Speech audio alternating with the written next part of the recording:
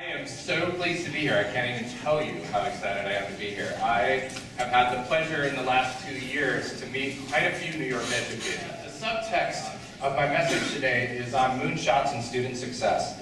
And listening to Crafty this morning, it's so interesting how working with people, that is also one of the amazing things about being able to travel and work with educators, because I found my tribe. We're in the same tribe.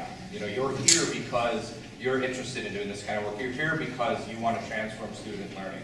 And I think that's at the core of everything that we do. And I want to reflect on the difference between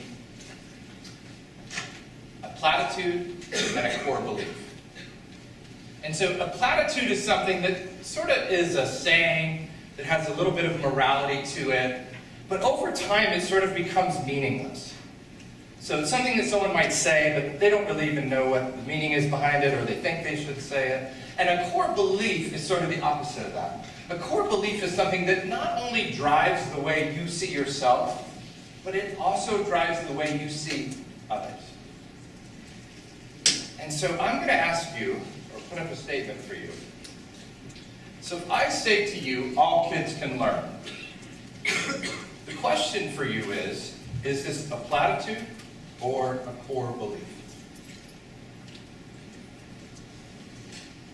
And I would propose to you that if you are not prepared to answer this question, then it's just a platitude.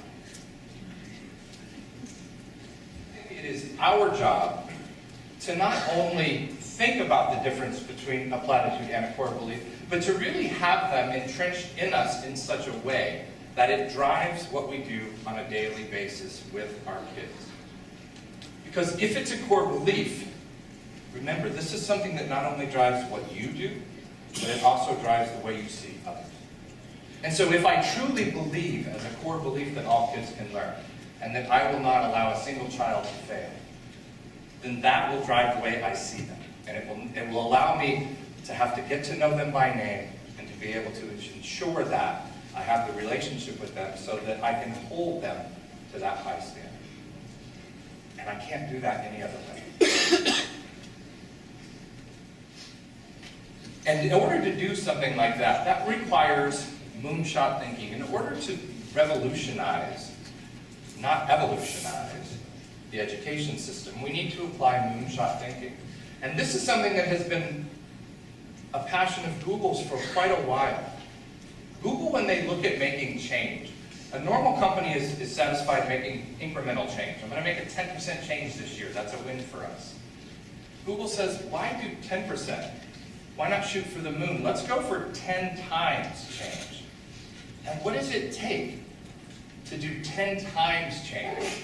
Imagine what that would look like in our classrooms. And as I was reading about Google's moonshot thinking in a Wired article, I came across this quote. And I thought, what a perfect way to think about educational transformation. And what stands out to you? Have you ever thought about change with the catalyst of bravery and creativity? Because what if that becomes our catalyst? What if it's bravery and creativity that lead the way to the type of moonshot thinking that it takes to truly revolutionize education, not just evolutionize it? Because when it's an evolutionary change, then it's very incremental. And when change is incremental, you rarely get at the core. What would breakthrough empathy look like? What would it look like in our communities? What would it look like in our schools? What if every child believed she had the power to change the world? Think about that. What if every child believed she had the power to change the world? What would that take? What would have to change? And those are my daughters. And I want for them the same that I want for your children and your students. I want them to believe that they truly have the power to change the world. And what is that? And I could say to you, there are no boundaries. There are no limits to moonshot thinking. But the problem that I think most of us run into is we're so mired in what is that we often don't even allow ourselves the opportunity to consider what if. And so I think that you owe it to not only yourself but to your kids to on a daily basis say, what if? What if my day didn't go this way? What if that lesson didn't have to look like that? And this what if could begin to establish your core beliefs.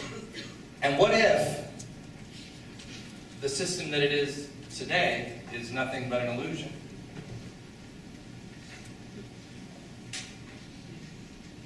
That we have power and capacity to control if we just look at it in a different way.